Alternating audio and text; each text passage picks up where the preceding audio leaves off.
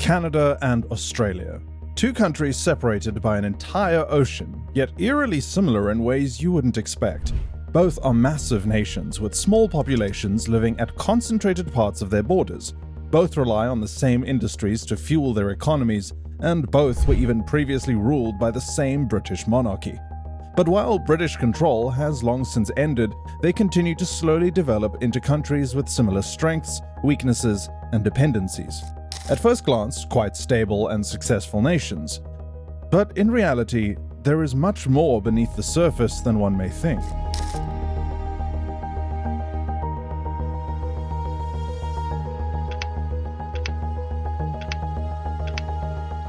From over-reliance on natural resources to unaffordable housing and a lack of innovation, the cracks are starting to show, and their shared problems are, in fact, deeply rooted. What are these issues? How could such thriving countries truly be in danger? And how could countries on opposite ends of the world share such similar DNA to begin with? This is the story of Canada and Australia. Two countries, one crisis. Resource dependency, wealth, or weakness. To some degree, it is true that Canada and Australia are current economic powerhouses. Canada holds the 9th largest economy globally with a GDP of $2.14 trillion, while Australia follows closely behind as the 12th largest at $1.68 trillion. The real surprise comes when we look at how these two attain this GDP. Both countries' economies are resource-driven, mostly based on the export of minerals, which is the lifeline of their growth. In Canada, mining attributed $153 billion to its domestic exports in 2022, accounting for 21% of the nation's total. Australia's situation is strikingly similar, with mining and energy exports reaching $143 billion. These industries have long been the backbone of their economies, fueled by vast reserves of oil, gas, iron ore, and lithium. Australia is actually the largest producer of lithium and one of the top 5 producers of gold, iron ore, lead, zinc, and nickel in the world, which, yes, they ought to be taking advantage of. But the question looms, how sustainable is this reliance in the long term? A major concern is their over-dependence on single markets. Canada leans heavily on the United States to purchase its resources, while Australia depends almost entirely on China. This creates a precarious situation where economic stability hinges on the policies and demands of just one trading partner. A downturn in China's economy or changes in US trade policies could really happen at any time, leaving them and their citizens only one step away from some sort of disaster. Beyond these risks, both countries are also at the mercy of global commodity prices. When prices drop, billions of dollars in revenue can vanish overnight. For instance, Australia saw significant disruptions in its coal and iron exports during COVID-19 when demand from China slowed. Similarly, Canada experienced a major hit to its oil sector during the 2014 oil price crash, with thousands of jobs lost and entire regions left in economic despair. The issue isn't just about risk, but also about opportunity. By failing to diversify their economies, Canada and Australia are missing out on high-growth industries like technology, renewable energy, and advanced manufacturing. Countries like Germany and South Korea have demonstrated how investing in diversified industries can create sustainable growth. If Canada and Australia fail to follow suit, they may find themselves increasingly irrelevant in a global economy driven by innovation and sustainability. While both Australia and Canada have some achievements in other sectors, such as hospitality, agriculture, and tourism, when it comes to innovation and technology, both are behind the global standard.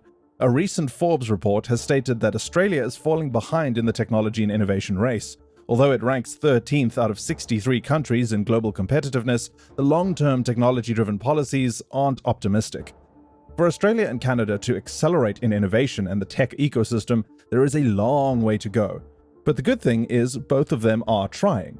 How? We'll discuss that too, but be sure to subscribe if you enjoy learning about today's economic stories.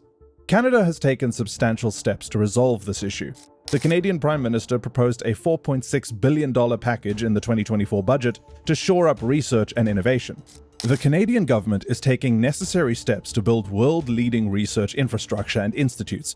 Similarly, the Australian government has launched key initiatives to modernize government services and systems and upgrade digital platforms. The government is also implementing a data innovation hub to support data-driven innovation and research methodologies. Lots of big words and fancy policy, so let's find out what actually ends up coming from all of this. Housing, the crisis that hits home. If resource dependency exposes these nations on the global stage, the housing crisis strikes directly at their citizens' quality of life. In both Canada and Australia, housing has become unaffordable to the point of being a national emergency. We've made separate videos analyzing their individual situations previously. However, why has the housing become so unaffordable? The issue stems from a combination of rapid population growth and insufficient housing supply. Both countries have welcomed waves of immigration to offset labor shortages and declining birth rates, but this population growth has far outpaced housing construction. The result? The burdening prices and rents we are left with today. I think enough of people in here already. Enough people in Australia? I think so. Why are we bringing in so many people if we know for a fact that we don't have housing for them and they may end up homeless? Renters are hit particularly hard.